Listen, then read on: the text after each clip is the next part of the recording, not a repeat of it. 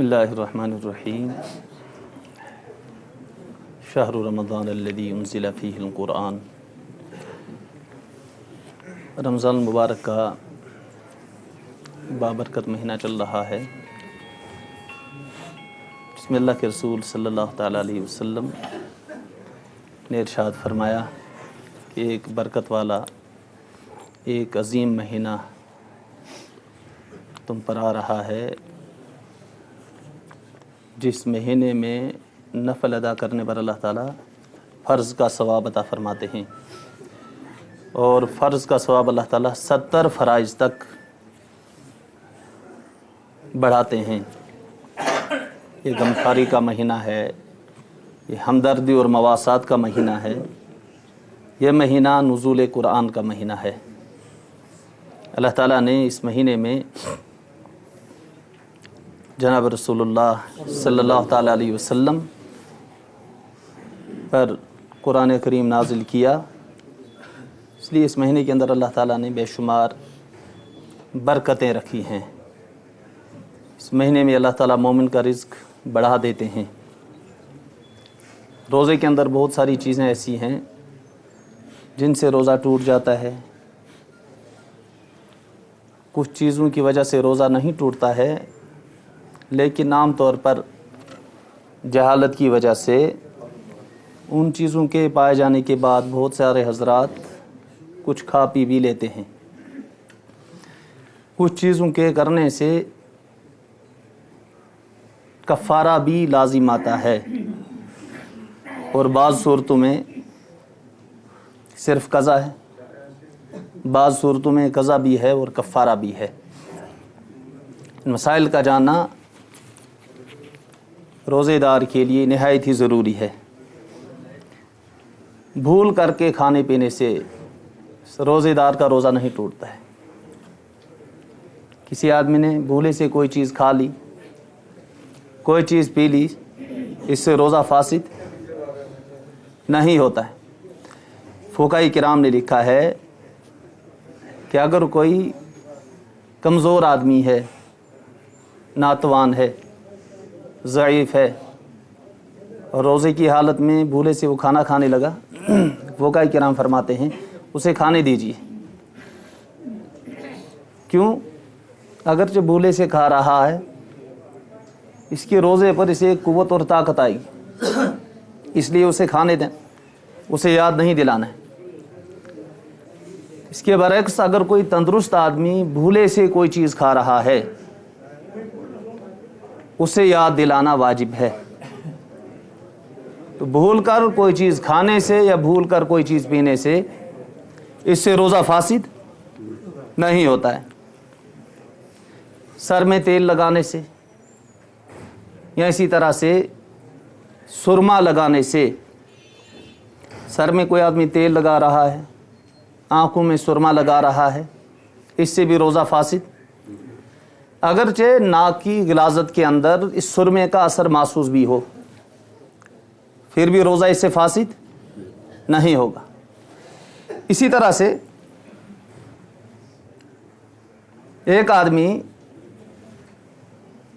سحری کھانے کے بعد سو گیا، اس کے بعد اسے احتلام ہو گیا، اب یہ ناپاکی کی حالت میں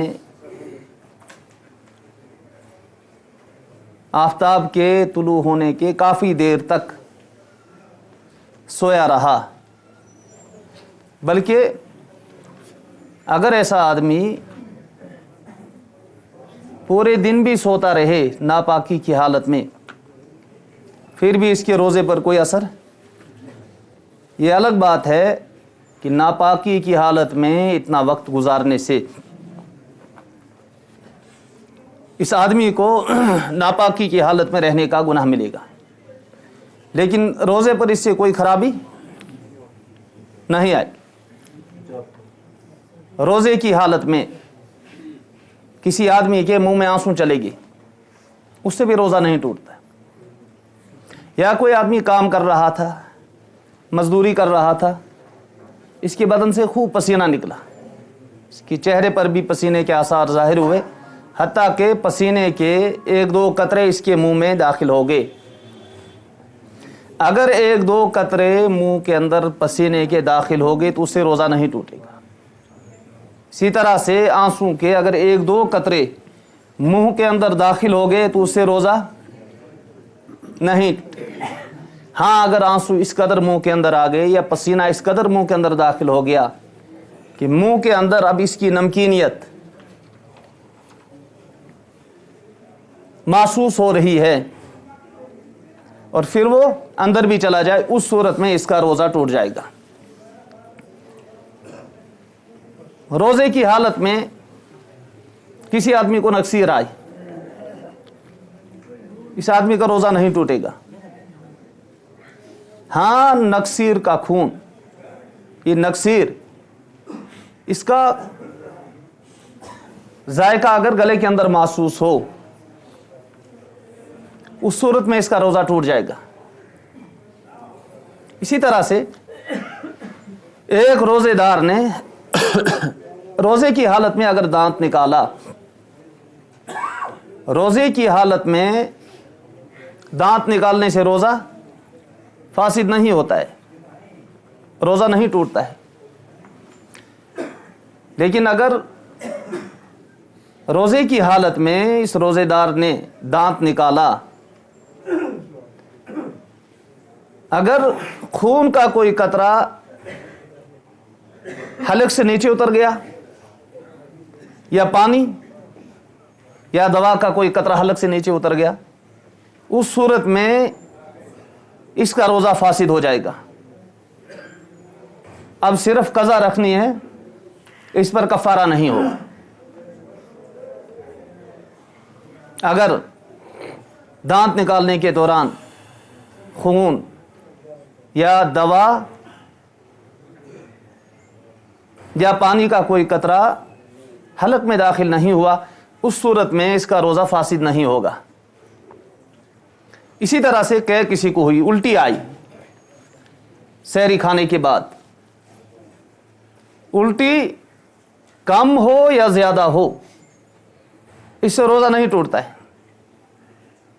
ہاں اگر الٹی کم تھی، کچھ اس نے اپنے اختیار سے واپس لے لی، اس صورت میں اس کا روزہ ٹوٹ جائے گا. اسی طرح سے اس نے سحری کے وقت زیادہ کھانا کھا لیا، اب دقت ہو رہی ہے، اب سوائے کہہ کرنے کے کوئی چارہ نہیں، اب اس نے آپ ہی آپ سے کہہ کی، خود نہیں آئی بلکہ اپنا ہاتھ اپنے گلے کے اندر داخل کرنے کے بعد اسی کہہ ہوئی. اگر کہ منہ بھر کر کے اس نے کی ہے، یعنی جان بوجھ کر، اس صورت میں اس روزے دار کا روزہ ٹوٹ جائے گا. اور اگر کہ تھوڑی کی ہے، صورت میں اس کا روزہ نہیں ٹوٹے گا.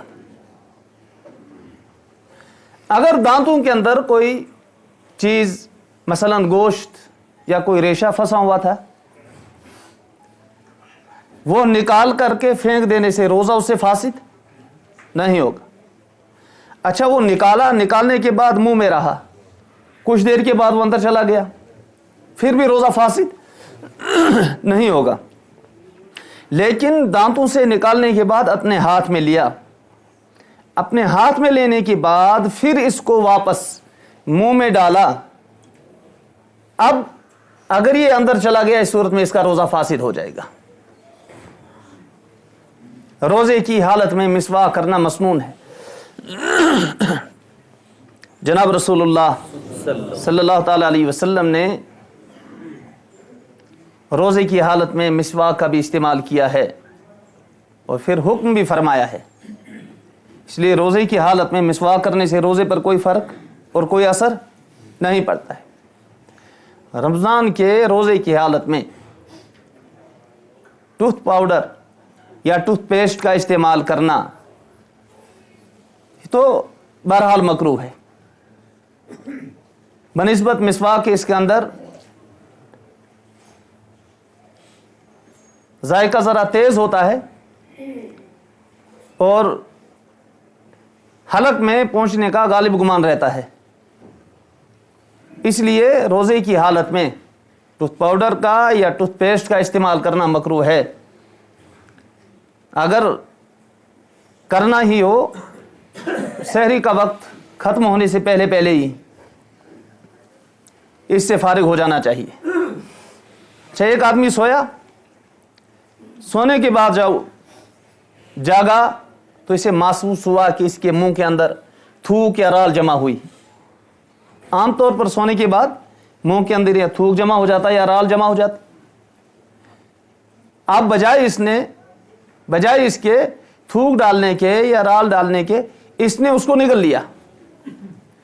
اب اس تھوک یا رال کے نگلنے کی صورت میں بھی اس کا روزہ فاسد نہیں ہوگا.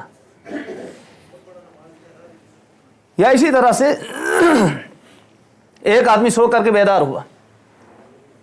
بیدار ہونے کے بعد اس نے دیکھا کہ اس کے دانتوں پر خون کا اثر ظاہر ہو رہا ہے.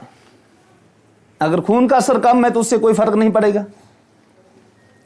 لیکن اگر خون زیادہ آ رہا ہے اور تھوک پر غالب ہے اور گلے کے اندر حلق کے اندر داخل ہو چکا ہے، اس صورت میں اس کا روزہ فاسد ہو جائے گا. کفارہ تو نہیں ہے، البتہ قضا رکھنا پڑے گا. آج چونکہ گرمی کا موسم چل رہا ہے، گرمی کے موسم میں گلا خشک ہوا.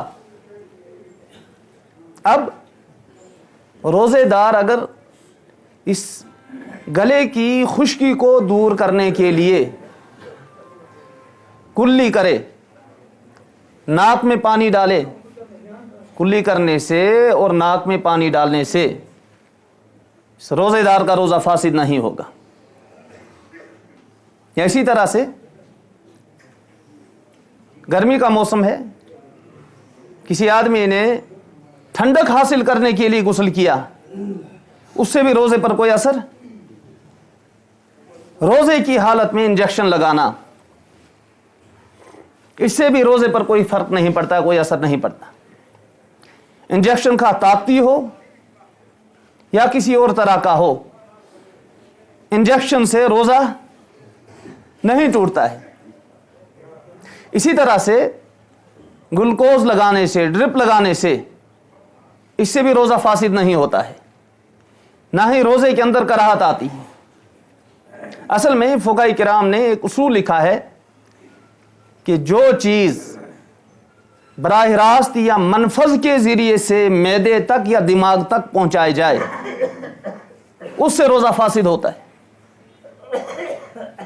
اس کے برعکس یہ جو انجیکشن لگایا جاتا ہے یا ڈرپ لگائی جاتی ہے، اس کا اثر اگرچہ انسان کے معدے تک پہنچ جاتا ہے لیکن براہ راست نہیں، بلکہ رگوں اور مسامات کے واسطے سے اس کا اثر کہاں تک پہنچتا ہے؟ معدے تک پہنچتا ہے. رگوں اور مسامات کے ذریعے سے جو چیز معدے تک پہنچائی جائے اس سے روزہ فاسد نہیں ہوتا ہے. خون نکالنے سے کسی آدمی کو ٹیسٹ کی ضرورت پڑی، ٹیسٹ کو کرنے کے لیے اس کے بدن سے خون نکالنا ضروری ہے. خون نکالنے کی صورت میں بھی اس کے روزے پر کوئی فرق نہیں پڑے گا. روزے کی حالت میں طاقتی انجیکشن لگانے سے بھی اس کے روزے میں کسی طرح کا بھی کوئی فرق نہیں پڑے گا. اللہ تعالی ہم سب کو عمل کی توفیق نصیب فرمائے.